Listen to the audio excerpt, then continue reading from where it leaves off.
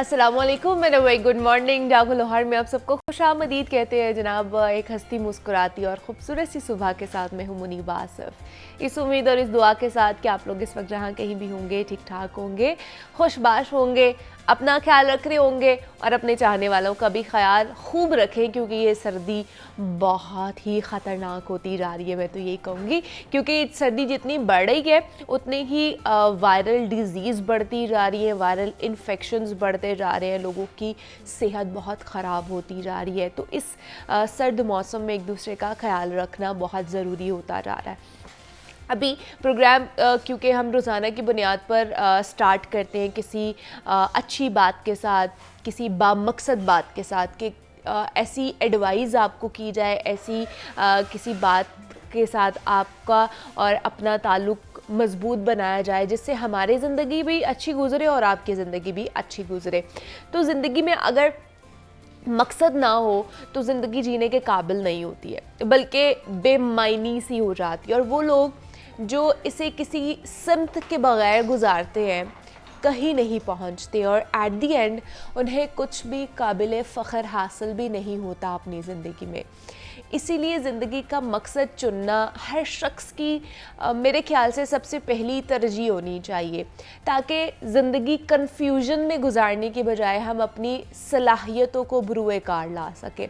अब इसी काम के लिए मुख्तलिफ़ करियर काउंसलिंग इदारे भी हमारे पास मौजूद होते हैं, बहुत से ऐसे लोग भी मौजूद होते हैं जिनसे काम शहरी भी मुस्तफ़ीद हो सकता है, आप जैसा मेरे जैसा इंसान भी उनसे मुस्तफ़ीद हो सकता है। मगर मेरे ख़्याल में ज़िंदगी का जो मकसद है ना, सिर्फ़ ये जान लेना कि मुझे किस शोबे में जाना है या मुझे कौन सी डिग्री हासिल करनी चाहिए, ये नहीं होता।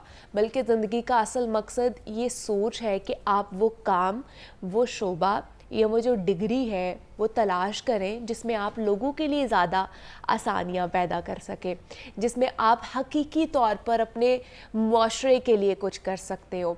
और ये दोनों बातें ना देखने में शायद आपको एक जैसी लग रही हो, सुनने में भी एक जैसी लग रही हो, लेकिन इनमें कोई ख़ास फ़र्क मालूम ना हो रहा हो। मगर याद रखें कि ज़िंदगी में सोचने का जो ज़ाविया है ना, बहुत मायने रखता है, बहुत डिफरेंट होता है हर किसी का। और सोच में महज छोटे से फ़र्क से भी मुआशरे में बहुत बड़ी तब्दीली लाई जा सकती है। वो कैसे, उस पर थोड़ी सी बात कर लेते हैं कि अपना मकसद चुनते वक्त अगर मुआशरे की भलाई की सोच हमारे जहन में है ना, तो ये महज एक सोच नहीं है बल्कि एक जज्बा है। और यही जज्बा हमारे छोटे मकसद को भी एक बहुत बड़ा मकसद बना सकता है हमारे लिए।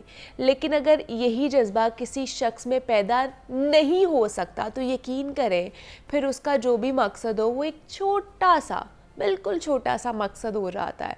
और खिदमत हल्क का जज्बा तो इंसान को वैसे ही बहुत बड़ा बना देता है, खैर बांटने वाला बनाता है और मुआशरे के लिए आसानियाँ पैदा करने वाला बनाता है। बहुत से लोग सिर्फ अपने लिए ज़िंदगी गुजारते हैं, मगर वो इस ज़िंदगी में आते हैं, यहाँ से चले जाते हैं, ना तो उनके आने से किसी को फ़र्क पड़ता है और ना ही उनके जाने से किसी को फ़र्क पड़ता है। तो आप जितने ही कामयाब क्यों ना हो जाए, पर याद ये ज़रूर रखें कि ऐसी ज़िंदगी ना आपको फ़ख्र व नाज़ का एहसास दे सकती है और ना ही खुशी दे सकती है कभी भी ज़िंदगी में, जो लोगों की मोहब्बत से मिलती है।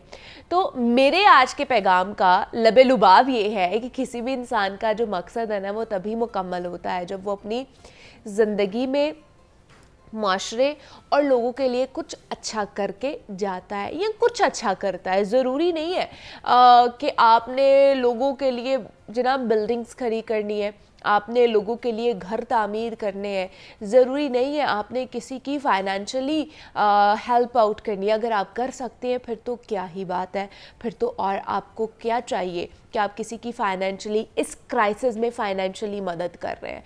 अगर आप किसी की चेहरे पर मुस्कुराहट का बाइस बन रहे हैं ना, कोई आपको देखकर मुस्कुरा रहा है ना, तो समझें कि वो भी बहुत बड़ी ब्लेसिंग है।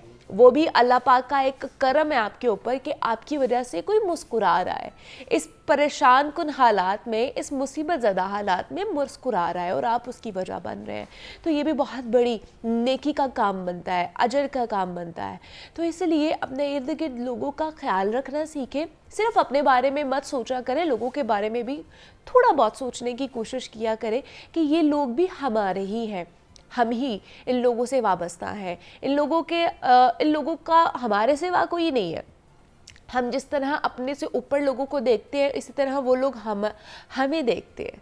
तो अल्लाह पाक का बड़ा शुक्र अदा करना चाहिए कि अल्लाह पाक ने जिस भी हालत में रखा है, जिस भी सिचुएशन में, जिस भी कंडीशन में रखा है, औरों से बहुत बेहतर रखा है। तो इसलिए अपना बहुत सारा ख्याल रखें और अपने साथ साथ दूसरों का भी बहुत सारा ख्याल रखने की कोशिश किया करें। तो ये आज का पैगाम था। अभी प्रोग्राम में आगे बढ़ते हैं। जनाब, सर्दियाँ हैं और सर्दियाँ वैसे तो गर्मियों की निस्बत हमारी तबीयत पर काफ़ी अच्छा असर डालती हैं और लोगों की खुराक या खाने पीने में थोड़ा सा इजाफा हो जाता है। चूँकि सर्दी थोड़ी ज़्यादा लगने लग जाती है तो जहाँ बिस्तर से उठने का दिल नहीं करता, वहीं पानी पीने के मामूल में भी थोड़ी सी कमी आ जाती है। हम लोग इतना अच्छा पानी नहीं पीते हैं जिस तरह हम लोग गर्मियों में उसका इंटेक कर रहे होते हैं। आमतौर पर लोग सर्दी के बायस खाना खाकर बैठ जाते हैं या लेट जाते हैं और फिर जिसके बायस उनकी खुराक मैदे में ठीक से डिज़ोल्व नहीं हो पाती है। तो मैदे की तेज़ाबियत मैदे में ही मुकीद रह जाती है और सीने में और मैदे में जलन का बायस बनती है। फिर चहल पहल ना करना और खा पी कर बैठ जाना या सर्दी से बचने के लिए जनाब बदहज़मी का बायस बन जाता है। और यही वजह है कि नामुकम्मल हालशुदा खुराक डायरिया का बायस भी बनती है और जिस्म से बहुत सारा जो पानी है वो निकल जाने की वजह से मरीज़ एक तो सुस्ती का शिकार हो जाता है, काहली का शिकार हो जाते हैं और उनकी जो कंडीशन है वो वर्स्ट होती ही जाती है क्योंकि डिहाइड्रेशन बहुत ज़्यादा होना शुरू हो जाती है। दूसरा ये विंटर्स है, विंटर्स में हमें किस तरह की डाइट लेनी चाहिए अपनी, जिससे हमारा स्टमक एक तो ख़राब भी ना हो और हमें मैदे की कोई प्रॉब्लम भी ना हो और हम अच्छे तरीके से अपने विंटर्स जो है वो इंजॉय भी कर सके। और जिनको मैदे के मसाइल रहते हैं, जिन्हें एसिडिटी रहती है या कोई और मैदे के मसाइल रहते हैं, तो वो किस तरह की डाइट ले सकते हैं और किस तरह की हैबिट्स अपना के इस विंटर्स में बेहतर अपनी कंडीशन को कर सकते हैं। तो इस पर हमने बात करनी है। दो एक्सपर्ट मेहमान हमारे साथ इन स्टूडियोज़ में मौजूद हैं। डॉक्टर इसरारुल हक तूर साहब मौजूद हैं, प्रोफेसर ऑफ मेडिसिन है, किंग एडवर्ड मेडिकल यूनिवर्सिटी में, हॉस्पिटल से उनका ताल्लुक है। डॉक्टर साहब आपको वेलकम कहती हूँ। जागो लाहौर में कैसे हैं आप? और के साथ अमारा मुजाहिद ने भी हमें ज्वाइन किया है जो कि क्लिनिकल न्यूट्रिशनिस्ट एंड डाइटिशियन है। हमारा आपको भी वेलकम कहती हूँ। जागो लाहौर में कैसी हैं आप? अल्हम्दुलिल्लाह बिल्कुल ठीक। अच्छा, सबसे पहले डॉक्टर साहब आप ही की तरफ आऊँगी क्योंकि जिस तरह गर्मियाँ आती हैं मैदे के मसाइल बढ़ जाते हैं, तो सर्दियाँ आती हैं तो उसमें भी मैदे के मसाइल बढ़ते ही होंगे। सर्दियों में ऐसी कौन सी चीज़ें होती हैं जिसकी वजह से मैदे के मसाइल बढ़ जाते हैं? देखिए, खाना पीना तो हमारा कल्चर रहना चाहिए। हम किसी को मिलने जाते हैं तो चाय पे जाते हैं, किसी को बुलाते हैं तो खाने पे बुलाते हैं, तो 12 महीने ही हमारे खाने पीने के इश्यूज़ के रहते हैं। फिर कुछ मौसमों की शिद्दत के हिसाब से कुछ इनमें तब्दीलियाँ आती हैं। जिस तरह आजकल सर्दियों का मौसम है, तो सर्दियों की ख़ास सौगात ये है कि फ़िज़िकल एक्टिविटी कम हो जाती है। जी ट्रू। फ़िज़िकल एक्टिविटी कम होती है तो लामहल्ला उससे हाजमे के मसाइल इसलिए बढ़ जाते हैं कि खाने पीने का ताल्लुक फ़िज़िकल एक्टिविटी से। तो एक तो ये ऊपर से हम सुपर सोने पे सुहागा, हम रिफाइंड उसमें कंसनट्रेटेड कैलोरीज वाले फूड का कल्चर, हलवे और इस तरह की चीज़ें बढ़ जाती हैं। तो मोटापा जो सबसे बड़ा हेल्थ हैज़र्ड है, सर्दियों में वेट गेन टेंडेंसी बढ़ जाती है। तो सबसे पहली बीमारी जो मैदे से मुतालिक भी है और हर शोबे के मुतालिक है, उस पर टेंडेंसी टू वेट गेन सर्दियों में बढ़ जाता है। एक तो हमने कवर किया होता है, जैकेट्स पहनी होती है, कोट पहनना होता है और वो अननोटिस्ड हम जब इसको कवरिंग को उतारते हैं जब गर्मियों में, फिर पता चलता है कि उस लेयर के ऊपर भी लेयर बन गई है। तो सबसे अहम, सबसे ज़रूरी तो ये है कि वेट कॉन्शियस रहना सर्दियों में ज़रूरी है क्योंकि सारी फूड्स ऐसी हैं जो कैलोरी कंडेंस्ड है। इसके बाद दूसरा पानी का इंटेक, क्योंकि प्यास नहीं लग रही होती, पसीना नहीं आ रहा होता, पानी कम पी रहे होते हैं। पानी का डायरेक्ट हाजमे से ताल्लुक है। तो जब हम पानी कम पी रहे होते हैं तो ना सिर्फ स्किन ख़राब हो रही होती है, स्किन के मसाइल शुरू होते हैं, हाजमे के मसाइल शुरू हो जाते हैं। तो इसलिए गैर ज़रूरत होते हुए भी, मतलब बहुत प्यास नहीं लग रही, पसीना नहीं आ रहा, आपका वाटर ग्लासेस का काउंट जो है वो पूरा होना चाहिए एटलीस्ट। तो प्यास ना भी लग रही हो तो पानी। फिर कुछ ऐसे लिक्विड्स हैं, जिस तरह अभी हम चाय पी रहे हैं, सारे कॉफ़ी पी रहे हैं, चाय पी रहे हैं, तो ये इनमें डायूरेटिक इफेक्ट है। अच्छा। तो इससे भी इंटरनली डिहाइड्रेट हो रही होती है बॉडी। हाँ बिल्कुल। तो इस तरह से भी पानी की ज़रूरत बढ़ जाती है। फिर चाय और कॉफ़ी, और जिसकी हम बात कर रहे हैं, ग्रीन टी, काली चाय, सब्ज़ चाय, हर तरह की चाय, अदरक की चाय, जब इन सारी चाय और इस तरह के मशरूबात का इंटेक बढ़ जाता है तो उसमें लामाला हम बाज़ चीज़ें ऐड ऑन कर रहे होते हैं। जिस तरह एक चीनी का चम्मच अगर ऐड कर रहे हैं, तो लामाला अगर कोई नहीं पी रहा था पहले ये चीज़ें, सर्दियों के लिए पी रहा है कि मैं इम्यूनिटी बढ़ा लूँ, मैं गर्म हो जाऊँ, ये वो, तो चीनी भी अंदर जा रही है। फिर चीनी की वजह से जो शुगर और उसके रिलेटेड इश्यूज हैं वो बढ़, फिर हम कहेंगे ब्राउन शुगर डाल ली हमने, उसमें हनी डाल ली, उसमें हमने, कैलोरी काउंट तो सबका बराबर है ना, ठीक है, इसलिए ये इस तरह। फिर उसके बाद जब हम खाना खा रहे होते हैं और फिजिकल एक्टिविटी नहीं कर रहे, और मैदे की तेज़ाबियत, खाना गले की तरफ आने का रुझान, पेट का फूला होना, स्लीप डिस्टर्बेंस, लंबी रातें हैं, उसके बावजूद हमारा इंटरनल क्लॉक जो है वो खराब है ना, क्योंकि हम अच्छे तरीके से सो ही नहीं पा रहे हैं। हर कोई ये सुबह उठ के, मतलब कभी कभी मेरे साथ भी ये होता है डॉक्टर साहब के, सुबह उठ के ऐसा लगता है जैसे मैं सोई नहीं हूँ, और क्योंकि रात को स्लीप साइकिल इतना डिस्टर्ब हुआ होता है, एसिडिटी का प्रॉब्लम बहुत ज़्यादा हो जाता है। तो मतलब मैं मुझे हो सकता है, तो फिर बहुत से देखने वालों को भी हो सकता है, कभी कभी हम भी डंडी मार जाते हैं। तो इसलिए हमें अपनी डाइटरी मॉडिफिकेशन की तरफ जाना है, तो उसके लिए हमें अमारा की तरफ जाना पड़ेगा। तो हमारा डाइट किस तरह की हमें लेनी है? अब जैसे डॉक्टर साहब कह रहे हैं कि हमने अपने बॉडी को गर्म रखने के लिए, टेम्परेचर के साथ उसको मेंटेन करने के लिए हमने हलवे भी घर में खाने हैं, हमने गर्म ग़िज़ाएं खानी है, ठीक है, क्योंकि विंटर्स है। तो क्या उनका इस्तेमाल हम लोग कर सकते हैं विंटर्स में, ताकि एक अगर कर भी रहे हैं तो उनका इतना बोझ ना पड़े हमारे मैदे के ऊपर? किस तरह करें? बिल्कुल, इस्तेमाल तो ज़रूर कर सकते हैं। देखें, देयर इज़ द रूल जो कि आपको आम ज़िंदगी में भी अपनाना चाहिए और डाइट को मद्देनज़र रखते हुए भी अपनाना चाहिए, और वो रूल है मेयाना रवि का, मॉडरेशन का। आप कभी भी कोई चीज़ जब ज़्यादा क्वांटिटी में कंज्यूम करने लग जाते हैं तो वो इशू क्रिएट करती है। अब हम लोग क्या करते हैं, हम लोग उठते हैं, हमारी तो जो नाश्ते से भी पहले एक कप चाय का होता है, उसके बाद नाश्ते के बाद एक कप चाय का होता है, उसके बाद दोपहर के खाने के बाद एक कप चाय का होता है। किसने बताया है? ये हर जगह है। ये मेरे बारे में आपको किसने बताया? तो हर खाने के बाद हम चाय पीते हैं। हाँ। चाय में कैफीन है, चाय नहीं तो कॉफ़ी ज़रूर, इन सारी चीज़ों में कैफीन है। अब जो चीज़ें जो एसिडिक पीएच रखती हैं वो आपको स्टमक इश्यूज़ करेंगी। और अब जिस तरह के सर्दियों की ग़िज़ा जो है, अब लोग कैलोरिक डेंस और न्यूट्रिएंट डेंस ग़िज़ा पे आते हैं, जैसे कि मछली हो गई, गोश्त वगैरह हो गया, अंडे हो गए, नट्स हो गए, ये चीज़ें बहुत अच्छी हैं सेहत के लिए, लेकिन अगर आप रिपीटेडली बार बार वो खाएंगे तो वो इशू करेंगे। और वो हम खाते भी नॉर्मल तरीके से नहीं है, वो मसालों में लगा के, वो तल के, वो उनको अच्छी तरह मिर्च मसाले वाला लगा के खाते हैं। आप अगर उसको अच्छे तरीके से पकाएं ना और क्वांटिटी का ख्याल रखें तो कोई इशू नहीं होगा। लेकिन अगर आप बगैर क्वांटिटी का हिसाब किताब के 2-3 नान खा लें दोपहर के खाने में, फिर उसके बाद रात के खाने में भी मैं अपने पेशेंट से पूछती रहती हूँ, और उनका डेली कैलोरिक इनटेक इतना अच्छा खासा 3000-4000 पे जा रहा होता है, क्योंकि उनकी आदत बन चुकी होती है ना। हाँ, कि वो इनटेक ले ले। लेकिन मुझे ये बताइए, विंटर्स में ऐसी कौन सी डाइट लें जो हमारे स्टमक के लिए बहुत अच्छी है? बिल्कुल, मतलब उसमें कौन सी ऐसी फूड ग्रुप्स आ जाते हैं? अच्छा, इसमें ना ज़रूरत है थोड़ी अल्कलाइन पीएच वाली चीज़ों को भी ऐड करने का, कि आप जो है थोड़ा सा, एक जिस तरह डॉक्टर साहब ने बताया कि वाटर इनटेक बहुत ज़रूरी है, पानी का इस्तेमाल आप ज़्यादा से ज़्यादा करें। एक ट्रिक है कि आप instead of eating 3 large meals आप 6 मील्स पे जाएं। ठीक है, लेकिन छोटे मील्स कर लें।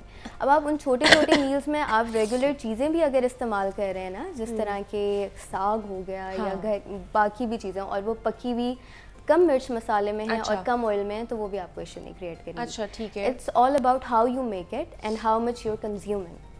तो ग़िज़ा इज़ नॉट कन्फाइंड विद कि ये सर्दियों की ग़िज़ा है, ये गर्मियों की ग़िज़ा है, या ये इसकी तासीर गर्म है, इसकी तासीर ठंडी है। बिल्कुल। तो ऑलरेडी अगर आपको कोई गैस्ट्रिक इश्यूज चल रहे हैं, कोई एसिडिटी का मसला है, तब तो आपको एहतियात करनी है, आपको सारी एसिडिक चीज़ों से एहतियात करनी है। अब इसमें चाय कॉफ़ी भी आता है इसमें, कोल्ड ड्रिंक्स वगैरह भी हैं, उनमें भी फॉस्फोरिक एसिड होता है, इनमें सिट्रस फ्रूट्स भी हैं बल्कि। अच्छा, सिट्रस फ्रूट भी आपको गैस का प्रॉब्लम या एसिडिटी का प्रॉब्लम कर देते हैं, एसिडिक होता है ना वो। जी जी। इसके अलावा विनेगर, लेमन, ये सारी चीज़ें जो हैं या अंडे ज़्यादा या मीट प्रोडक्ट ज़्यादा ये इशू करेंगे, तो उस स्पेसिफिक केस में आपको थोड़ा एहतियात करना चाहिए।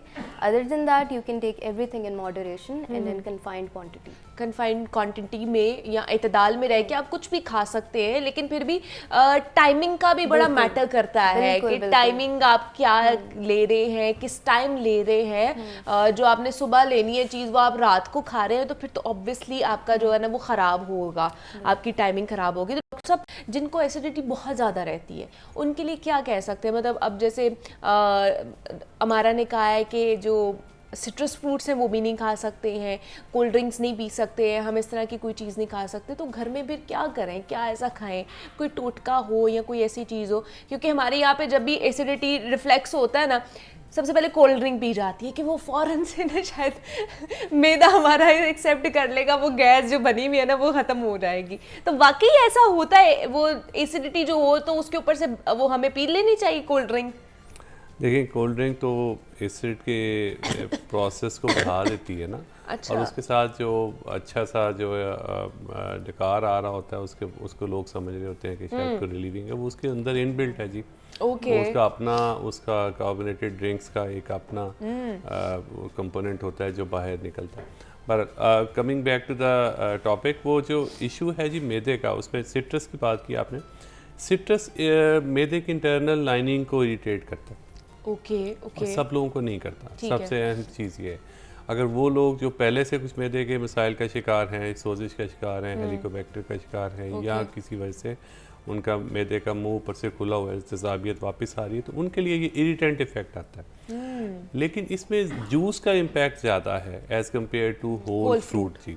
तो प्रेफर ये करना चाहिए कि it's a very good source of vitamin C, number 1, immunity booster है, बहुत अच्छा सोर्स है। अगर किसी को बहुत ज़्यादा मसाइल नहीं है तो पूरा फल खाए जूस की निस्बत, तो सिट्रस भी ले सकते हैं। ठीक है। दूसरे नंबर पे ये है कि अगर आपने विटामिन सी ही लेना है और उसका अल्टरनेटिव सोर्स हो सकता है, अगर किसी को गला ख़राब है जिस तरह के आपकी आवाज़ से लग रहा है, तो उस वक्त आप सिट्रस ना लें ताकि इरिटेंट इफेक्ट ना आए। तो लेकिन उसके बाद आप ये है कि उसका अल्टरनेटिव ये है कि अमरूद में भी सिट्रस बहुत होता है। हाँ, vitamin C is rich fruit. इस वजह से वो जो विटामिन सी का कंपोनेंट है और वो खट्टा भी नहीं होता, तो गले खराबी की सूरत में कहने का मकसद ये है कि इंटेलिजेंट थिंकिंग के तहत आप अल्टरनेटिव बैलेंस्ड एक कॉम्बो ले सकते हैं जिसमें हर चीज़ हो।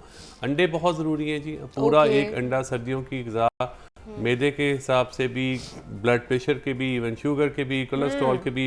होल एग बॉयल्ड हो तो बहुत अच्छा है, बहुत ही अच्छा कॉम्बिनेशन है फूड का। नट्स बहुत अच्छे हैं, फ्राइड ना हो। अच्छा। फ्राइड कंपोनेंट जो आ जाता है उसमें, जिस तरह नट्स आजकल पैकेट्स में बंद होके वो, और दूसरा उसकी क्वांटिटी, मुट्ठी में आने वाले एक जो क्वांटिटी है बहुत हेल्दी है, बादाम है, अखरोट है, उसमें बड़ा अच्छा कंपोनेंट है, ना सिर्फ हाजमे के लिए बल्कि ओवरऑल इम्यूनिटी के लिए, सेहत के लिए। और कॉन्स्टिपेशन जो बहुत बड़ा मसला है मैदे का सर्दियों के मौसम में, वो फाइबर इंटेक से बेहतर होता है। फिर कच्ची सब्जियां हैं जिस तरह आजकल गाजर का। लेकिन डॉक्टर साहब, जिनको ये रिफ्लेक्सेस रहते हैं, एसिडिटी रहती है, वो फ़ौरन से क्या ऐसा करे, कोई ऐसी चीज़ खाएं या क्या पिएं जिसकी वजह से उनका जो एसिडिटी का प्रॉब्लम है, जो बहुत ज़्यादा जलन होना शुरू हो जाती है, कुछ भी खा लें तो वो एटलीस्ट उस वक्त उनको रिलीफ मिले? जो एसिडिटी जिसको आसान ज़बान में हम कहते हैं, बेसिकली वो मैदे की तेजाबियत में आ रही होती है। रिफ्लक्स डिजीज भी कहते हैं, गर्ड भी कहते हैं इसको आसान ज़बान में। उसके लिए यही है कि रात का खाना जल्दी खाएं। खाना जो है वो सोने के अमल से कम 2 घंटे पहले हो। लेटते हुए तकिए वाली साइड ऊपर रखें। खाने के साथ लिक्विड कम लें, खाना खाते ही फौरन लेटे नहीं, और लिक्विड इंटेक, खाने के साथ पानी कम पिए। अच्छा। 2 खानों के दरमियान चाहे जितना मर्जी पानी पी लें। ड्राई मील लेने की कोशिश करें, बहुत ज़्यादा पेट भर के एक वक्त में ना खाएं। तो ये सारी, नमाज खाली पेट पढ़े, तकिए वाली साइड ऊपर करके रखें, तो ये वो बेसिक प्रिकॉशंस हैं।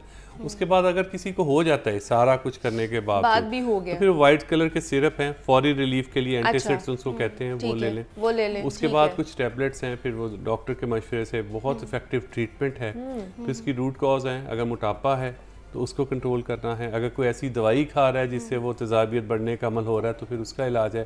तो पर्टिकुलर पेशेंट के हिसाब से फिर उसकी प्रिकॉशन, लेकिन जनरलाइज प्रिकॉशन यही हैं, कम खाना, फ़ौरन लेटना नहीं, नमाज खाली पेट, रात का खाना सोने से 2 घंटे पहले। तो ये तेज़ाबियत ये 12 महीने के लिए। सर्दियों में इसलिए ज़रूरी हो जाता है कि जो हलवा हम खा रहे होते हैं 1 चम्मच, वो उस पर इतना ऑयल और इतना वो बादाम और इतना कुछ होता है कि काफ़ी देर तक वो मैदे में स्टे नहीं, तो हम 1 चम्मच थोड़ी ना खाते हैं, हम पूरी पूरी प्लेट खाते हैं, फिर उसके बाद हम लोग ड्राई फ्रूट्स भी खाते हैं, फिर उसके बाद हम लोग मूंगफली भी खाते हैं रजाइयों में बैठ के। तो हम लोग सारा पूरा एक कॉम्बो बना के खा रहे होते हैं। खाएं, हम ये नहीं मना नहीं कर रहे आपको कि मत खाएं, आप खाएं, लेकिन एटलीस्ट एतदाल में रह के खाएं। आप ही का मैदा है, खराब हो जाएगा तो आप नहीं डॉक्टर के पास चक्कर लगाने हैं। जो पीनट्स के दाने हैं ना मेवा, वो एक चपाती की कैलोरीज के बराबर है।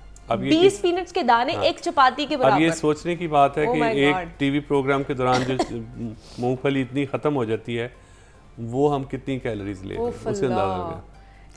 हमारा 20 जो मूंगफली के दाने हम तो बैठे बैठे पता नहीं कितने खा जाते हैं।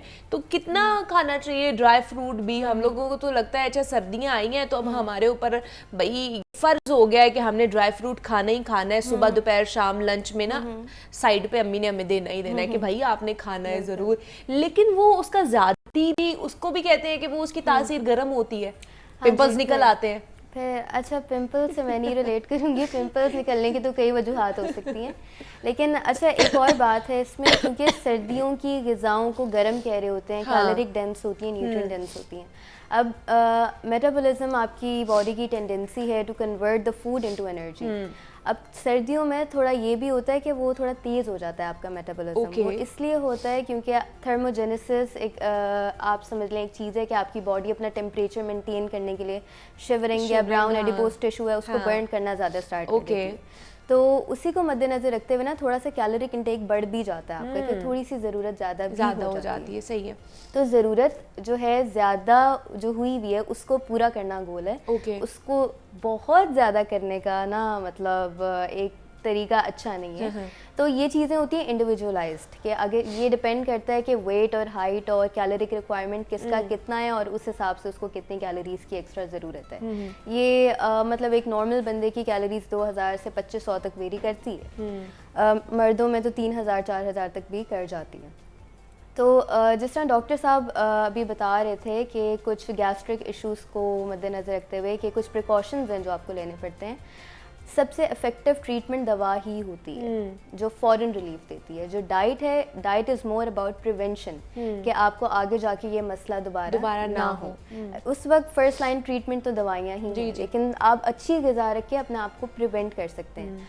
और अभी हमने प्रोग्राम के शुरू में भी डिस्कस किया, जो द मेन कल्प्रेट इज़ मोटापा, ओबेसिटी।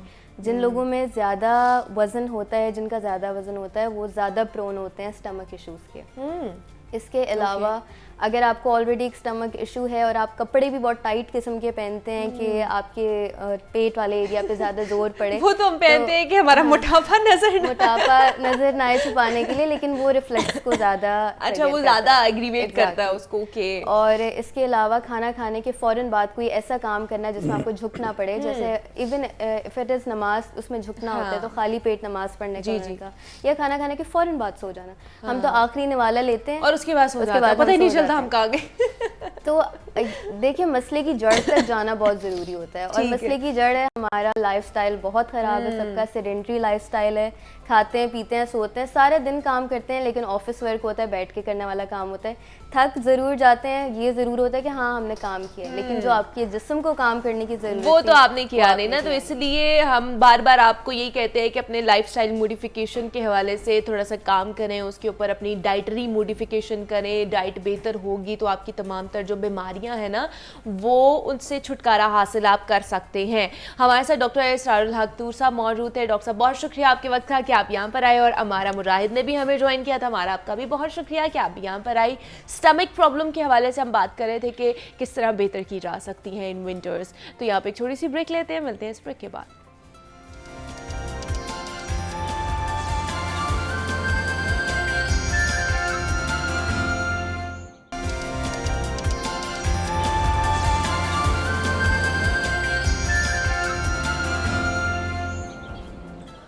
वेलकम बैक टू जागो लाहौर। जनाब, जिस तरह पहले टॉपिक पर अपने एक्सपर्ट मेहमानों से हम बात कर रहे थे कि जनाब इस तरह की हमारी डाइटरी मॉडिफिकेशन होनी चाहिए, इस तरह की हमारी खाने पीने की आदत होनी चाहिए जिससे हमारा मोटापा ना बढ़े। मोटापा क्योंकि 100 बीमारियों की माँ होता है, और अगर आप मोटे हो जाते हैं तो सिर्फ ना कि वो आपको जिस्मानी तौर पर बहुत ज़्यादा फिज़िकली चैलेंज कर देता है, बल्कि मेंटली भी आप बहुत ज़्यादा डिस्टर्ब रहते हैं, आपकी स्किन ख़राब हो जाती है जनाब, आप अच्छे दिखते नहीं हैं। तो आज हमने मोटापे के हवाले से बात करनी है कि आजकल ऐसे प्रोसीजर्स चल रहे हैं कि आप ख़ुद को मज़ीद खूबसूरत बना सकते हैं, अपनी स्किन को मज़ीद और भी ज़्यादा ग्लूई कर सकते हैं। लेकिन जो हमारे फ़ैट आ जाता है, मुँह पे फ़ैट आ जाता है या बॉडी पे फ़ैट आ जाता है, क्या उसका कोई हल है या नहीं है? आज हमने उस पर बात करनी है, जिसको फ़ैट डिज़ोल्विंग प्रोसीजर्स कहा जाता है। तो ये फ़ैट डिज़ोल्विंग प्रोसीजर्स है क्या, इसको किस तरह किया जाता है, कौन ले सकते हैं ये प्रोसीजर्स, कौन नहीं ले सकते हैं, इस पर आज हमने डिटेल में बात करनी है। और दूसरा विंटर्स हैं, तो विंटर्स में भी हम किस तरह अपनी स्किन केयर रूटीन को बेहतर बना सकते हैं, इस पर भी बात करेंगे। तो हमारे साथ एज़ यूजुअल हमारी एक्सपर्ट मेहमान डॉक्टर कमल जावाद हमारे साथ इस वक्त मौजूद हैं इन स्टूडियोज़ में। क्लिनिकल जो है डर्मेटोलॉजिस्ट हैं, और हमेशा यहाँ पे जब भी आती हैं तो हमें बड़े अच्छे टिप्स दे के जाती हैं कि आपने और मैंने किस तरह अपनी स्किन को अच्छा बनाना है। तो डॉक्टर कमल, आपको वेलकम कहती हूँ जागो लाहौर में। कैसी हैं आप? बिल्कुल ठीक हूँ, अल्हम्दुलिल्लाह, thank you. Doctor Kamal, fat dissolving procedures मतलब इनके नाम से तो ये लग रहा है कि शायद हमारा जितना भी फ़ैट होगा डिज़ोल्व हो जाएगा और हम दोबारा से स्लिम हो जाएंगे। ऐसा ये है क्या? मतलब मोटे को अब हमने पतला भी कर लेना है, ये भी प्रोसीजर आ गया? एक्चुअली प्रोसीजर्स तो बहुत सारे आ गए, मोटे को पतला, पतले को मोटा, और अल्लाह ताला की बनाई हुई खूबसूरतियों में मज़ीद इजाफा। बेसिकली ये मेंटेनेंस होती है हमारी बॉडी की, जो with the passage of time, जैसे जैसे आप एज अप होते जाते हो, आपकी स्किन उस तरह से फ्रेश नहीं रहती, आपकी बॉडी में जो है वो फैट बढ़ती चली जाती है। लाइक कभी आप ध्यान नहीं करते, डाइट आपकी प्रॉपर नहीं होती, या कभी भी किसी भी वजह से ऐसा हो कि आपकी बॉडी के डिफरेंट हिस्सों से फैट झलकना शुरू हो जाती है, जिसकी वजह से आपकी बॉडी, जैसे हम कहते हैं ना, बेडोल हो गई है। लाइक कभी वो फेस आपका चबी हो, आपकी जॉ लाइन से चबी होना शुरू हो जाता है, आपकी ये जो बाजू हैं ये मोटे हो जाते हैं, उसके अलावा फ्लैंक्स हैं, आपके बटक्स हैं, थाइज हैं, लाइक आपकी बॉडी पूरी ही बेडोल हो जाती है। सो अगर आपका वेट कम भी है, देखिए वेट बढ़ना और फैट का बॉडी से बाहर आना, लाइक ये तो डिफरेंट चीज़ें आप उससे ले सकते हो। ऐसा नहीं है कि फ़ैट अगर है तो बंदा ज़रूरी है कि बहुत ज़्यादा मोटा ही होगा। समटाइम क्या होता है, आप स्लिम स्मार्ट होते हो बट आपकी बॉडी में कहीं कहीं से फैट आ जाती है और वो फिर आपको बेढंगा कर देती है। सो खूबसूरती देखें, वजूद ज़न से भी तस्वीर कायनात में रंग है, लेकिन मेल्स के लिए भी आज के लिए उतना ही ज़्यादा ज़रूरी है कि वो अपनी बॉडी को फिट रखें। एक आजकल फिटनेस ऑब्वियसली हर एक का राइट है, और चाहे वो यंगस्टर्स हों, चाहे वो ओल्ड एज, बल्कि जैसे जैसे हम एज अप होते जाते हैं हमें अपनी बॉडी का ज़्यादा ख्याल रखने की ज़रूरत होती है, क्योंकि उससे पहले सब कुछ नेचुरल हो रहा होता है।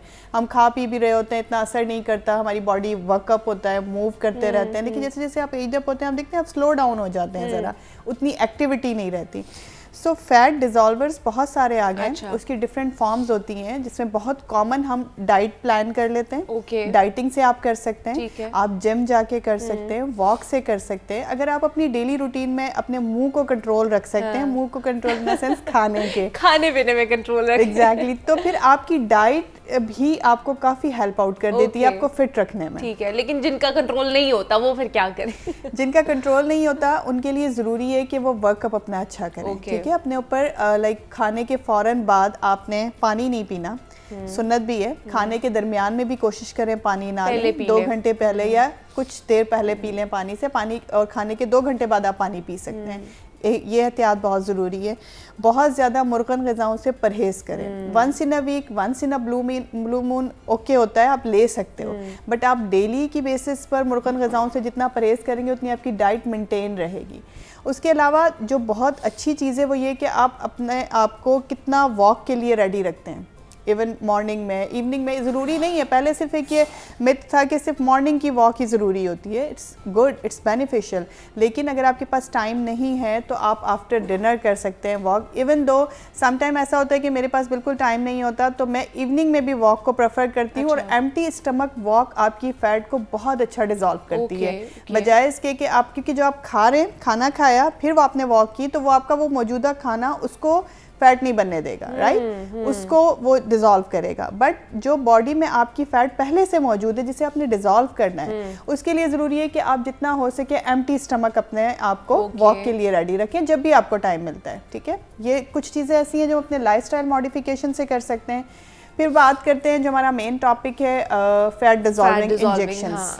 फैट डिजॉल्विंग इंजेक्शंस आजकल काफ़ी कॉमन है और बहुत बेनिफिशियल भी हैं। अच्छा, बेनिफिशियल है? बेनिफिशियल है, बिल्कुल बेनिफिशियल है। आप उसका एक अच्छा फायदा ये है कि फॉर सपोज अगर आपको जॉ लाइन पे फैट है, हाँ, बहुत ज्यादा, चिन आपकी डबल हो गई है, ठीक है? अगर डबल चिन है, जॉ लाइन पे फैट है, तो आपने जस्ट लोकली ही उसको इंजेक्ट करना है। अच्छा, उस जगह पे ही इंजेक्ट करना है जो आपका टारगेटेड एरिया है। उसके लिए आपको पूरी बॉडी का पेन लेने की जरूरत नहीं है। ओके, मतलब यहाँ पे इंजेक्शंस लगेंगे। सपोज अगर मैंने कराना है तो यहाँ पे मुझे इंजेक्शंस लगेंगे। बिल्कुल, वैसे आपको जरूरत नहीं है लेकिन अगर आपका ये टारगेटेड एरिया है, हाँ, तो आपको अगर डबल चिन है तो डबल चिन पर, अगर आपकी जॉ लाइन प्रोमिनेंट हो रही है, यहाँ फैट बहुत ज्यादा है, बहुत सारा आपने देखा है कि गर्दन में और फेस में आप फर्क नहीं कर पाते, इतना ज्यादा फैट होता है। सो अब इम्पॉसिबल नहीं है कुछ भी। आप लोकली उस जगह पे अच्छे फैट डिजॉल्विंग इंजेक्शन इंजेक्ट करवाते हैं। उनमें ऐसे इंग्रेडिएंट मौजूद हैं जो वेजिटेबल और प्लांट से एक्सट्रैक्ट किए हुए होते हैं। उनका काम ही ये होता है कि वो टारगेटेड उस एरिया को जाके टारगेट करेंगे जहां पर फैट होगा, ठीक है? फैट आपका क्या हुआ, आपने इंजेक्ट किया, उस जगह से वो फैट डिजॉल्व होना शुरू हुआ। और ये वन टाइम प्रोसीजर है? इट्स टोटली डिपेंड्स कि आप कितना अमाउंट इंजेक्ट कर रहे हैं फैट डिजॉल्विंग का, कौन सा ब्रांड यूज कर रहे हैं, कितना अच्छा है। नॉर्मली ये होता है कि हमें 2 से 3 सेशन रिक्वायर्ड होते हैं अगर बहुत ज़्यादा है। अच्छा। बट अगर बहुत थोड़ा सा ही फैट है आपका, या टमी एरिया नहीं है, थाई नहीं है, कोई बड़ा एरिया टारगेटेड नहीं है, तो सिंगल सेशन में भी हम अपने रिजल्ट्स ले लेते हैं। लेकिन डिजायर्ड रिजल्ट्स कब हमें विजिबल होना शुरू होते हैं? आफ्टर 2 to 3 सेशंस आपको विजिबल रिजल्ट्स नजर आते हैं। जैसे फॉर सपोज टमी एरिया का हम करते हैं, तो टमी एरिया में हम मेजरमेंट कर लेते हैं पहले आपकी फैट की, ठीक है? आपकी कितनी बिफोर इंजेक्शन कितनी मेजरमेंट थी, और जब हमने 2 से 3 सेशन किए तो उसके बाद हम देखते हैं कि कितनी मेजरमेंट में फ़र्क आया, और फ़र्क आता है। अच्छा। बहुत वाज़ेह डिफरेंस नज़र आता है अगर पेशेंट हमारी हिदायत पे अमल कर रहा है। ऐसा नहीं है कि आपने फैट डिजॉल्विंग इंजेक्शन लगाया और उसके बाद जाके आपने बहुत सारे नान चने खा लिए, आपने बहुत सारे मुर्गन ग़िज़ाएं खा ली। देखिए ये फिर पॉसिबल नहीं होगा। अच्छा, फिर भी आपने रिस्ट्रिक्शन लगानी है एग्जैक्टली। उसका रीज़न मैं आपको बताती हूँ, क्योंकि वो जो फैट डिजॉल्विंग इंजेक्शन है वो आपकी मौजूदा फैट को डिजॉल्व कर रहा है, तोड़ रहा है, ब्रेक कर रहा है, राइट? वो हमारी लिम्फेटिक सिस्टम में आ जाएगी टूटने के बाद, और वहां से यूरिन के जरिए पास आउट हो जाएगी, वो निकल गया है। बट जो आप बाद में खा रहे हैं उससे जो फैट बन रही है वो तो फिर definitely you have to control.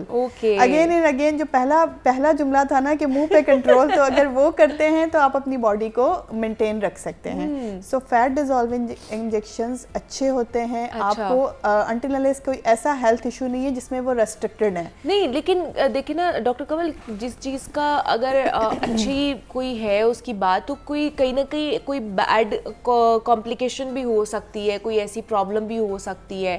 Advantages है तो डिसएडवांटेजेस भी होते हैं, तो इसके कहीं ना कहीं तो कॉम्प्लिकेशंस भी आ सकती हैं किसी लोगों को। एक्चुअली मुनीबा, इसका अगर हम इंजेक्शन उसी साइड पर अगर हम इंजेक्शन लगा रहे हैं, फौरी तौर पे हमें क्या क्या साइड इफेक्ट्स देखने में आ सकते हैं। नंबर 1, वहाँ रेडनेस हो सकती है, स्वेलिंग हो सकती है, क्योंकि कुछ इंजेक्शंस हमारे ऐसे होते हैं जो थोड़े थिक होते हैं, ठीक है?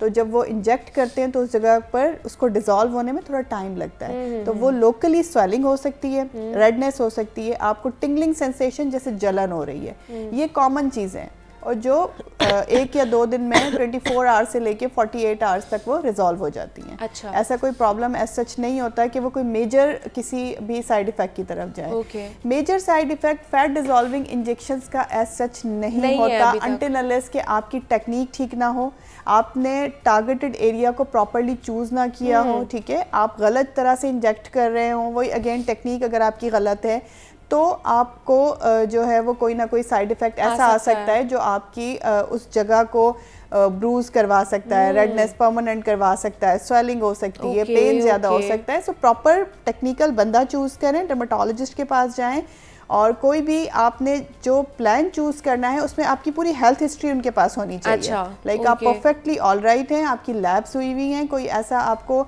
डिफॉर्मिटी, कोई ऐसा प्रॉब्लम नहीं है जिसकी वजह से वो नॉर्मली हमें इसमें कोई मेजर डिजीजेस के नाम नहीं ले सकती कि जी ये हैं तो नहीं करवा सकते। अच्छा, ठीक है, करवा सकते हैं, मोस्टली लोग करवाते हैं और उनको फर्क भी पड़ता है। लाइक हमारी अपनी डेली की प्रैक्टिस में ऐसे बहुत सारे लोग हैं जिनको चिन में, जॉ में, टमी में, थाइज में इवन वो लगवाते हैं। लिपोसेक्शन से हम इसे वो कंपेयर नहीं कर सकते, बट बिकॉज वो एक लाइपोसेक्शन एक सर्जरिकल प्रोसेस है, राइट? उसमें पेशेंट ऑपरेशन के नाम से ही डर जाता है। तो ये एक लोकली होने वाला प्रोसीजर है, डाउन टाइम कोई नहीं है। अच्छा। आपने जस्ट करवाया और आप अपने काम पे वापस जा सकते हैं। लाइक आप लंच टाइम में आके भी करवा रहे हैं तो आप अपने काम पे वापस जा सकते हैं। लेकिन ये एक्सपेंसिव है?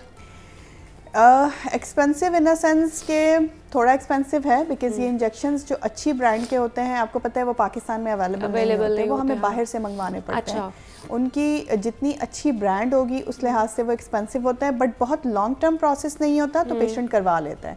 जिनको एक्चुअली कंसर्न होता है वो 2 से 3 प्रोसीजर करवा लेते हैं। लेकिन जिस तरह से मैं आपको बताऊं मुनीबा, आजकल हाइड्रोफेशियल ही लाइक अबव 10,000 चला जाता है।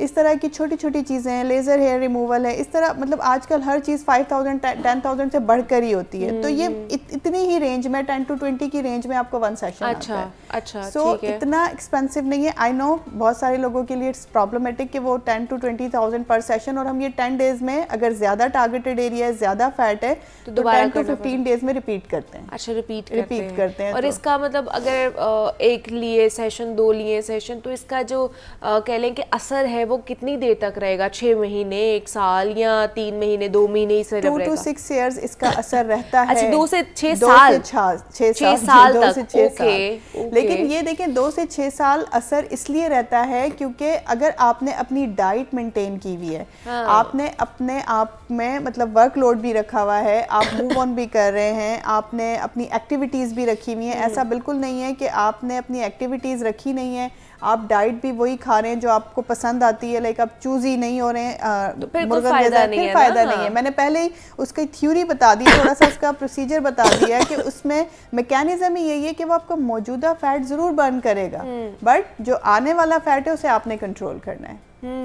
सो कभी कभी हमारे लिए स्टबन फैट बहुत टारगेटेड हो जाता है ना, वो निकालना ही मुश्किल हो जाता है। टमी स्टक हो जाती है, ये बाजू आपके स्टक हो जाते हैं, डबल चिन स्टक हो जाती है। हम कहते हैं किसी तरह ये खत्म हो, बाद में हम मेंटेन कर लेंगे। सो ये बाद में मेंटेनेंस वाले जिन लोगों का जज्बा होता है ना, वो बड़े अच्छे से कामयाब हो जाते हैं। अच्छा, कामयाब हो जाते हैं। लेकिन जो टमी का एरिया है, चले फेस पे तो मेरे ख्याल से 1 या 2 या 3 सेशंस के बाद मेरे ख्याल से विजिबल एक हमें नजर आना शुरू हो जाएगा कि अच्छा को फर्क पड़ा है। लेकिन टमी वाले पे कितने सेशंस लगते हैं, या अभी अगर आपके पास आए हैं तो कितने? हम लोग एटलीस्ट 6 सेशंस करते हैं, और 6 सेशंस में से हम 3 सेशंस में ही उनके डिफरेंसेस उन्हें दिखाना शुरू कर देते हैं। ठीक है। लाइक अगेन मेजरमेंट के थ्रू, क्योंकि बहुत इजी उसका हल मैंने आपको बता दिया है कि वो जस्ट ब्रेक डाउन हुआ, लिम्फेटिक सिस्टम में गया हमारे, और लिम्फेटिक सिस्टम से यूरिन से बाहर चला गया। सो आपकी फैट में फर्क जब आता है तो आपके डेफिनेटली वेस्ट में भी फर्क आ जाता है। तो 3 सेशन के बाद हम पेशेंट को, वैसे मेरा ये रूल है कि लाइक जब हर सेशन में मैं जरूर मेजरमेंट करती हूँ, बिकॉज आपको 10 डेज में कितना फर्क पड़ा ये जरूरी है देखना। अच्छा। सो 6 सेशंस टमी के लिए हम लेते हैं, टमी में अच्छा फर्क आ जाता है। और वो भी 2 से 6 साल तक? जी बिल्कुल, वो भी 2 से 6 साल तक, बट अगेन अगर आप उसे मेंटेन कर रहे हैं तो। डॉक्टर कंवल, क्योंकि एक तो पानी नहीं हम लोग पीते हैं, ऊपर से ड्राइनेस बहुत ज़्यादा हो रही होती है, तो किस तरह कर सकते हैं विंटर्स में ग्लोई स्किन अचीव? उसके लिए बहुत इजी है। पानी तो डेफिनेटली देखिए वो प्रायोरिटी पे होना चाहिए ना। आप थोड़ा सा इंटेक अपना बढ़ा लें पानी का। अच्छा। दिल नहीं भी करता, लेकिन ये कि पानी अगर आप पी लेते हैं तो उससे आपका इंटरनल जो मॉइस्चराइजर आपकी बॉडी है वो होती रहती है ना। पानी के साथ साथ बहुत ज़रूरी है कि आप वैसे भी मॉइस्चराइज़र का इस्तेमाल रखें। मॉइस्चराइज़र देखिए सर्दी गर्मी के लिए नहीं होता कि आपने गर्मियों में मॉइस्चराइज़र यूज़ नहीं करना, सर्दियों में करना है। दोनों जो वेदर्स होते हैं उसमें ख़ास तौर पे ख्याल रखें कि अपनी बॉडी को अपने डेली बेसिस पे 3 से 4 मरतबा, लाइक आप सुबह उठ रहे हैं, वॉश किया अपना फेस, आपने मॉइस्चराइज़र ज़रूर अप्लाई करना है। ठीक है। आप वज़ू कर रहे हैं, हर वज़ू के बाद आप कोशिश करें कि मॉइस्चराइज़र ज़रूर अप्लाई करें। जिस तरह मैं सन ब्लॉक पे एम्फसाइज़ करती हूँ बहुत ज़्यादा कि सन ब्लॉक आपके लिए कंपल्सरी है। सन ब्लॉक आपने यूज़ करना है, चाहे आप घर में रहें, घर से बाहर जाएँ, घर से बाहर नहीं जा रहे, आप घर में बैठ के अपना काम कर रहे हैं, या घर में अपनी जो हाउसवाइफ्स होती हैं वो डेली रूटीन का काम करिए, तो भी सन ब्लॉक आपके लिए कंपल्सरी है। तो आप ऐसा इस वेदर में ख़ास तौर पे, क्योंकि स्किन के ग्लो के लिए ज़रूरी है कि वो अच्छी तरह से हाइड्रेट हुई हुई है। और हाइड्रेट के लिए ज़रूरी है कि पानी पूरा होना चाहिए बॉडी में आपकी, नंबर 1। नंबर 2, अगर आपकी स्किन ड्राई है, इस वेदर में देखिए अच्छों की स्किन ड्राई हो जाती है, लेकिन जिनकी नॉर्मल भी होती है उनकी भी ड्राई हो जाती है, जिनकी ऑयली होती है उनकी भी नॉर्मल से ड्राई की तरफ रहती है। सो मॉइस्चराइज़र लगाने से आपको ये एज हासिल होगा कि आपकी स्किन अच्छे से हाइड्रेट रहेगी, नंबर 1। नंबर 2, उसमें रिंकल्स जल्दी नहीं आएंगे। ड्राई स्किन का सबसे जो ख़राब मैं कहूँ नुकसान है जो सबसे ज़्यादा, वो ये है कि आपकी स्किन एज ज़्यादा नजर आती है। और वो क्यों आती है? ड्राई होने की वजह से। तो इसलिए आप लोगों ने मॉइस्चराइज अच्छा करना है। मॉइस्चराइज अच्छा करना है। आपने सन ब्लॉक भी कोई ऑयल बेस्ड यूज करें। आपने सबसे पहले मॉइस्चराइजर लगाना है। सन ब्लॉक काफी तरह के आते हैं, ड्राई आते हैं, ऑयल बेस्ड आते हैं, ट्रांसपेरेंट आते हैं, थोड़ा सा फाउंडेशन टिंटेड वाले आते हैं। तो आपने अपनी स्किन के अकॉर्डिंगली सन ब्लॉक का इस्तेमाल करना है। अगर आप ये चीज़ें वाइजली चूज करेंगे, अक्लमंदी से आप अपनी स्किन का ख्याल रखते हुए चूज करेंगे, तो आपकी स्किन ग्लोई नजर आएगी। अच्छा, जैसे टोटके हम लोग करते हैं ना, तो आजकल फ्लेक्सीड जेल जो है ना वो बहुत ज़्यादा हुई हुई है। सोशल मीडिया पे भी हर कोई उसका जेल बना के और मास्क बना के यूज़ कर रहा है। क्या ये अच्छा है हमारी स्किन के लिए? एक्चुअली अच्छा होता है, लेकिन अगेन मैं वही कहूँगी कि हर स्किन को ये इसलिए भी सूट नहीं करता क्योंकि किसी किसी की स्किन में लगाने के बाद इरिटेशन शुरू हो जाती है, अच्छा, रेडनेस हो जाती है। अगर आप लगाते रहते हैं पहले से ही, मेरी बात से पहले ही आप लोग उसे यूज़ करें, तो आप उसे अपनी डेली रूटीन में यूज़ कर सकते हैं। आपको कोई साइड इफेक्ट नहीं है, बिकॉज ये जितनी भी ऐसी हर्बल चीज़ें होती हैं वो आपको बेनिफिट देती हैं। जैसे एलोवेरा को आपको पता है काफ़ी अरसे से काफ़ी हाइप क्रिएट है कि एलोवेरा आप सर में भी लगा सकते हैं, एलोवेरा आप खा भी सकते हैं, लाइक आपके जॉइंट्स के लिए बहुत अच्छा होता है। एलोवेरा आप फेस पे डेली रूटीन में लगा सकते हैं। वो ना सिर्फ आपकी स्किन को टाइट रखता है बल्कि आपकी स्किन को मॉइस्चराइज भी रखता है। और नंबर 3, आपकी स्किन से पिंपल्स और ये जितने भी डस्ट पार्टिकल्स होते हैं उन्हें भी रिमूव कर देता है। सो ये हर्बल चीज़ें, हल्दी आप अपनी डेली रूटीन में यूज कर सकते हैं। कैसे डिफरेंट तरीकों से लोग लगाते हैं, कोई बेसन में मिला के लगाता है, कोई दही में मिला कोई दही में, कोई दूध में मिला के, लाइक ये डिफरेंट ऐसी चीजें हैं हर्बल जो अल्लाह पाक ने हमारे किचन में ही रख दी हैं। और अगर आप अपनी डेली रूटीन में अपनी रखेंगे तो वो आपका मतलब बहुत पॉकेट फ्रेंडली भी हो जाएगा और वो आपको फायदे भी देंगे। नुकसान इनका सच नहीं है। तो मतलब यूज कर सकते हैं बिल्कुल कर सकते लेकिन ये देख लें कि आपको उसका कोई रिएक्शन तो नहीं हो रहा, और अगर एक दफा हो गया तो फिर उसको छोड़ उसका टेस्ट करने का ये कि आप डायरेक्ट फेस पे ना अप्लाई करें, आप उसे अपनी एल्बो पे लगा के चेक करें। आप उसे 10 से 15 मिनट कोई भी आप कुछ भी मिक्सचर, कोई भी नई चीज तैयार करें, आप उसे एल्बो पे लगा लें, आपको पता चल जाएगा कि वो आपने लगाना है कि नहीं लगाना। तो घर में छोटी छोटी चीज़ें करते रहा करें, लेकिन ज़्यादा से ज़्यादा पानी पिए, हाइड्रेशन का ख्याल रखें, मॉइस्चराइज़र का ख्याल रखें और सनस्क्रीन का ज़रूर आप लोगों ने ख्याल रखना है, तभी आप अपनी ग्लोई स्किन जो है ना वो अचीव कर सकते हैं। हमारे साथ डॉक्टर कंवल जवाद मौजूद थी। डॉक्टर कंवल, बहुत शुक्रिया आपके वक्त का कि आप यहाँ पर आई और फैट डिजॉल्विंग इंजेक्शंस के वाले से बात की है। विंटर स्किन किस तरह बेहतर कर सकते हैं हम उसको, उस पर बात की है। यहाँ पे एक छोटी सी ब्रेक लेते हैं, मिलते हैं इस ब्रेक के बाद।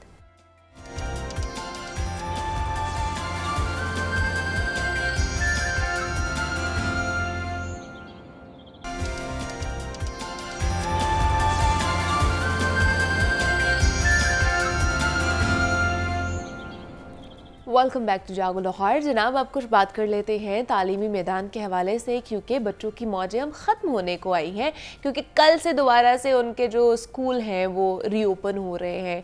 लेकिन इसमें भी उनकी मौज ये है कि अब जो उनका टाइम है वो कम कर दिया गया है। फॉग की वजह से, सर्दी का मौसम बहुत ज़्यादा है, उस वजह से अब सुबह 9:30 बजे तमाम तर जितने भी स्कूल हैं वो लगा करेंगे। लेकिन अभी छुट्टी का टाइम अभी कंफर्म नहीं किया गया है कि छुट्टी किस टाइम हुआ तरह की। इसके अलावा हमने तालीमी मैदान के हवाले से ये भी बात करनी है कि जनाब जो बच्चे जब वापस जाएंगे, ख़ासतौर पर जो सरकारी स्कूलों की सूरत हाल है वो किसी से ढकी छुपी नहीं है, बैठने की जगह नहीं वहाँ पे मिलती, कमरे वहाँ पर तामीर नहीं किए गए हैं। 166 कमरों के हवाले से हमने सुना था कि वो तामीर किया जाएगा, 2 साल हो चुके हैं, 2 से 1.5 साल हो चुका है कि वो तामीर ही नहीं हो पाए हैं। फंड्स दिए गए और अब कोई सुनने वाला ही नहीं है। और अब जब बच्चे दोबारा से वहाँ पर जाएंगे पढ़ने के लिए तो ना तो वहाँ पे उन्हें कोई डेस्क मिलेगा, ना कोई कमरा तामीर हुआ मिलेगा। पहले अगर वो शामियाने के नीचे बैठ रहे थे तो अब वो शामियाने भी उन्हें नहीं मिलेंगे, वो खुले आसमान के नीचे सर्दी, ठिठुरती हुई सर्दी के नीचे जो है ना इस आसमान के नीचे बैठकर पढ़ेंगे। तो ये कितना जुल्म है कि छोटे छोटे बच्चे जो हैं उनके ऊपर हम क्या, उनको, वो हमारे फ्यूचर है, वो हमारा फ्यूचर है, हम उनके साथ क्या कर रहे हैं। इस हवाले से क्या अपडेट्स हैं, 166 कमरे क्यों नहीं तामीर हो पाए हैं, किसकी ज़िम्मेदारी थी जिन्होंने पूरी नहीं की है, और जो टाइमिंग्स हैं वो रिवाइज़ की गई हैं, उस हवाले से भी बात कर लेते हैं। आतिफ़ परवेज़ हमारे साथ इन स्टूडियोज़ में मौजूद है। आतिफ़, आपको वेलकम कहती हूँ जागो लाहौर में, कैसे हैं आप? जी मैं ठीक ठाक, थैंक यू। बिल्कुल, जैसे आप बात कर रही थी कि आखिरकार जो है 22 दिन की छुट्टियों के मौजें बाद ख़त्म हो गई। 22 दिन बहुत ज़्यादा 22 होती दिन है, हम तो सोचते थे छुट्टियाँ हो जाए लेकिन हमारी तो सुनी नहीं गई। अब मुझे लगता है अल्लाह ताला ने तब की हमारी दुआएं अब सुन ली है। इन बच्चों के लिए, स्टूडेंट्स के लिए जो है वो खासी लंबी छुट्टियां थी और हर साल ये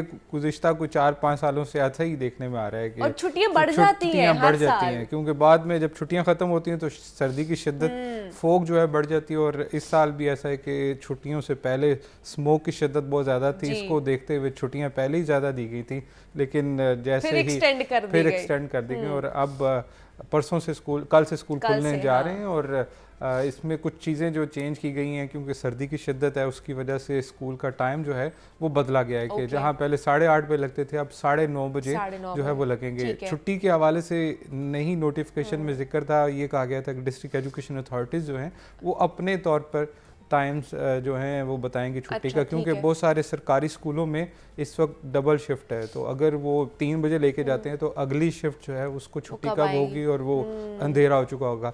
तो यही मोस्ट प्रोबेबली होगा कि छुट्टी जो पहले चल रही थी जिस वक्त में वही होगी, बीच में जो रिसेस आती थी या ब्रेक आती थी उसको ख़त्म कर दिया जाएगा। और इसका आज नोटिफिकेशन जो है वो जारी कर दिया जाएगा। जो सिर्फ सरकारी स्कूलों के हद तक है या प्राइवेट स्कूल भी, उनके ऊपर भी अमल दरामद होएगा? देखिए, जो नोटिफिकेशन जारी हुआ है उसके मुताबिक तो तमाम सरकारी और निजी स्कूलों पर पाबंद है कि वो इस टाइमिंग के औकातकार को जो है उसका इतलाक या नफाज उन पर भी होगा। और इसके साथ साथ ये भी नोटिफिकेशन में जो अच्छी चीज़ कही गई है कि सर्दी की वजह से बच्चों को जो कुछ स्वेटर जैकेट्स हैं वो अपनी मर्जी की पहन कर आ सकते हैं, ये नहीं कि जो यूनिफॉर्म जो स्कूल ने तय कर रखा है कि वही होगा। खासतौर पर सरकारी स्कूलों में या लो फीस स्कूल जो प्राइवेट हैं वहाँ पर बच्चों और वालिदैन का ये कंसर्न था कि सर्दी बहुत ज़्यादा है, तो अगर वो जो यूनिफॉर्म होता है, अब वो हर किसी के पास जैकेट या कोट नहीं होता, तो वो जो मर्जी कोट और जैकेट जो है पहन मतलब कर आ इतनी सकते हैं। रिलैक्सेशन दी गई है कि आप कुछ भी पहन कर आ सकते हैं यूनिफॉर्म के ऊपर। मतलब अगर आपने स्वेटर कोई और पहनना है या कोट कोई और पहनना है तो बच्चों को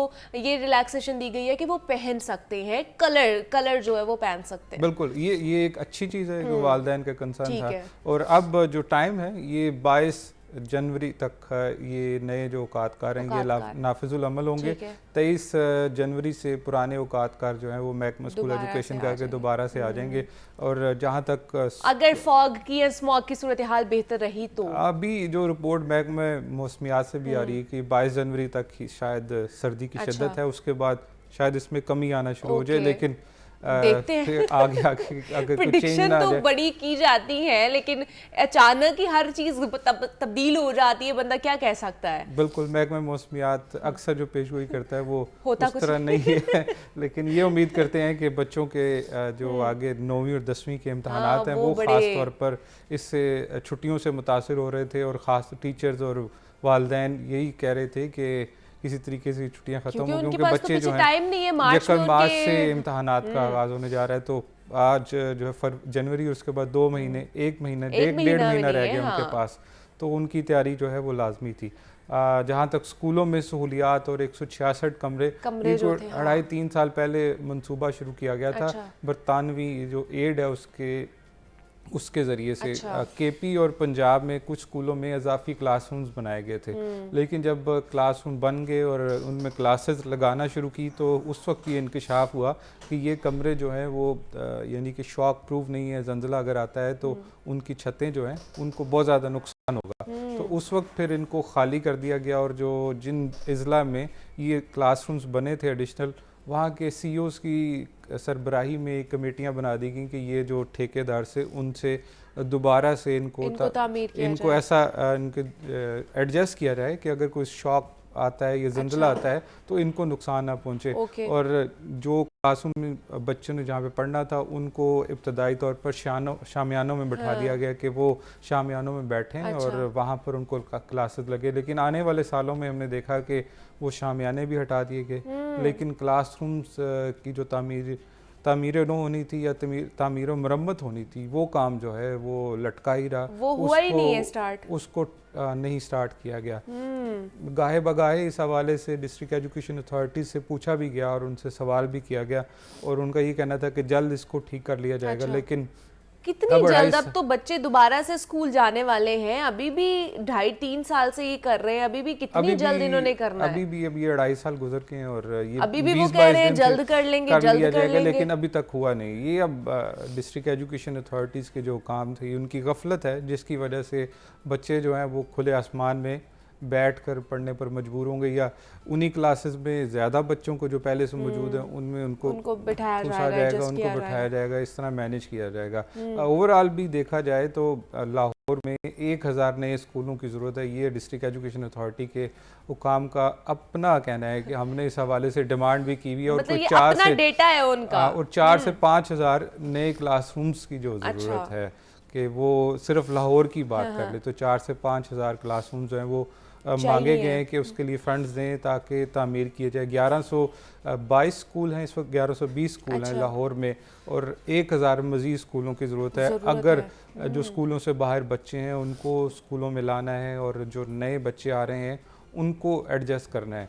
लेकिन महकमा स्कूल एजुकेशन को हमेशा ही फ़ंड्स जो हैं वो महदूद दिए जाते हैं जिसमें उनका गुजारा नहीं होता। और जब से निगरान हुकूमत आई है इसमें तो स्कूल एजुकेशन के पास शदीद जो है माली मसाइल हैं। और इस वक्त तक जो नए साल की किताबें छपनी थी उनके लिए भी काम अभी तक उसकी तैयारी नहीं शुरू हुई और ये मार्च में जो है नए सेशन का आगाज होना है। इससे पता चलता है कि हमारी प्रायोरिटीज क्या फिर इसके साथ नॉन सैलरी बजट जो है वो भी 2 माह ताखीर से स्कूलों को जारी हुआ और स्कूल सरबराह हमारी तरजीहात में क्या शामिल है, ये इससे हमें पता चलता है कि हमारी तालीम कहाँ पर है और क्या हम इसको अपनी तरजीहात में शामिल करते हैं कि नहीं करते हैं। कि हमारे जो बजट है हम निगरान गवर्नमेंट में ये देख रहे हैं कि जनाब पुल बन रहे हैं, अंडर पासेस बन रहे हैं, बहुत अच्छी बात है, तरक्याती काम होने चाहिए, बट आप ये देखें कि जहाँ पर हमारे बच्चों ने पढ़ना है, जहाँ पे उनका फ्यूचर बनना है, हम क्या उस हवाले से कोई काम किया है? हमने कोई एक क्लासरूम भी बनाया है निगरान गवर्नमेंट में? क्या हमने एक स्कूल के हवाले से कोई MOU साइन किया है कि हम लोग आने वाली गवर्नमेंट में कोई नया स्कूल बनाएंगे? कोई टीचर्स की भर्तियां कितनी रुकी हुई हैं, खाली सामियां हैं पड़ी हुई हैं जहाँ पे टीचर्स ने भर्ती होना है, उसके हवाले से कोई काम नहीं किया, फंड्स जारी नहीं किए। ये हमारी तरजीहात है। शायद वज़ीर आला को बताया नहीं गया या उन तक मालूमात नहीं पहुंची या पहुंची है तो उसके पर अमल दरामद नहीं हुआ कि उन्होंने लाहौर में हंगामी दौरे किए, बहुत सारे प्रोजेक्ट्स बनाए, बल्कि दूसरे अज़ला में शहरों में जाकर भी जो है मंसूबों को शुरू किया। लेकिन स्कूल एजुकेशन और एजुकेशन का ओवरऑल सेक्टर जो है वो निगलेक्टेड है और इसके ऊपर तवज्जो होनी चाहिए थी। अब ना सिर्फ नई किताबों के हवाले से 1.5 करोड़ बच्चा है जिसको ये किताबें हर साल फराहम की जाती हैं, लेकिन उसकी तैयारी अभी तक शुरू नहीं हो सकी और ये 1-1.5 महीने में ही किताबें तैयार भी नहीं होंगी। ये फरवरी में निगरान हुकूमत चली जाएगी, उसके बाद नई हुकूमत आएगी, वो कहेंगे जो ये निगरान हुकूमत का काम था उन्होंने नहीं किया और बच्चे जो हैं वो बाज़ार से किताबें ख़रीदने पर मजबूर हो जाएंगे और यही होगा। इसी तरीके से पंजाब एजुकेशन फाउंडेशन है उसके बजट के ऊपर भी कट लगा। अच्छा, उनके जो पार्टनर स्कूल्स हैं उनको भी फंड्स नहीं मिले, वो भी 2-3 महीने बाद जाकर जो है फंड्स मिले और तमाम जो एजुकेशन का सेक्टर है वो इस वक्त पिसा पे सब आया और वो डिमांड कर रहे हैं कि जामियात हों, कॉलेजेस हों। कॉलेजेस की बात कर लीजिए तो वहाँ पर इस साल जो CTS रखे जाते थे वो नहीं रखे गए। 3000 असातिज़ा जो हैं हर साल रखे जाते थे वो नहीं रखे गए। स्कूल एजुकेशन जो है वो बहुत ज़्यादा तवज्जो जो है मांगता है। हर हुकूमत जो नई भी है, मौजूदा हुकूमत जो निगरान है, इनसे भी ये मुतालबा कर रहा है कि फौरी तौर पर नहीं, जो है हम भी चाहते हैं जिस तरह बाकी चीज़ों को बहुत अच्छे तरीके से कीन ऑब्जर्वरली देखा जा रहा है, वैसे ही स्कूल एजुकेशन को या हमारी ओवरऑल एजुकेशन सेक्टर को भी एटलीस्ट देखा जाए। मोहसिन साहब देखें, CM पंजाब में बड़ा अच्छा काम कर रहे हैं, हम उनके काम को सराहते हैं। तरक्याती प्रोजेक्ट्स हो रहे हैं, हमारे जितने भी देखे हॉस्पिटल्स की अपग्रेडेशन हो रही है, तो स्कूल की भी होनी चाहिए। बिल्कुल इसी तरीके मैं बात करूंगा कि मॉडल टाउन में 2 स्कूल जो APS में, उधर उन्होंने CM साहब ने विजिट किया। अच्छा। तो उसके बाद स्कूल की हालत जो है बदली, उनकी लैब जो है फंक्शनल अच्छा। हो गई स्कूल में। That's good। जो है पेंट फौरी हो गया, जो लॉन खराब था वो हाँ। ठीक हो गया। लेकिन इसी तरीके से बाकी जो स्कूल्स हैं वो भी तवज्जो उनकी हालत जार कौन बदलेगा? उनके ऊपर भी जो है वो फंड्स बहुत ज़्यादा चाहिए। अब जो नॉन सैलरी बजट मिलता था उससे रोज़मर्रा के अखराजात जो हैं वो पूरे होते थे, लेकिन बिजली के बिल और ये तमाम यूटिलिटी बिल्स जो हैं वो स्कूल सरबराहान का कहना है कि वो उसमें निकल जाते हैं। हमारे पास कोई नहीं है, हमारे पास कुछ पैसा नहीं बचता जिससे हम रोज़मर्रा के अखराजात जो हैं स्कूलों के पूरे कर सकें। तो मतलब सूरत हाल जो है ना, मुझे लगता है ये हमारे स्कूल की जब से हमारा पाकिस्तान बना है तब से यही चलती आ रही है, कुछ चेंज नहीं। लाहौर में तो स्कूल बढ़ने की बजाय कम हुए हैं। कम हो गए, 2011 में ये इनकी तादाद जो है कोई 1200 के करीब थी, तो अब जो है वो कम हो गई, 1120 मतलब से लोग करीब आगे स्कूल की तरफ जाते हैं, तरक्की की तरफ जाते हैं, हम पीछे की तरफ जा रहे हैं। हमारी ये जो है ना वो तरक्की पता नहीं कहाँ पर जाती जा रही है। हमारे जो फ्यूचर है, हमारे जो मुस्तकबिल का मेमार है, वो हमारे हाथ में ही नहीं है। हमें पता ही नहीं हमने उनके लिए क्या करना है। हमने एक डिज़ाइन करनी है उनके लिए, एक सिमत डिज़ाइन करनी है ताकि वो उस पर चल के आगे बढ़ सके, अपनी मंजिल का तयन कर सके, लेकिन हम उन्हें मंजिल ही नहीं दे पा रहे हैं। तो देखते हैं कि शायद कोई आवाज़ हमारी पहुंच जाए निगरान गवर्नमेंट तक और वो एजुकेशन सेक्टर को भी बेहतर कर ले। हमारे साथ आतिफ परवेज़ मौजूद थे। आतिफ, बहुत शुक्रिया आपके वक्त का कि आप यहाँ पर आए। मुझे इजाज़त दीजिए, अपना ख्याल रखिएगा। अल्लाह हाफ़िज़।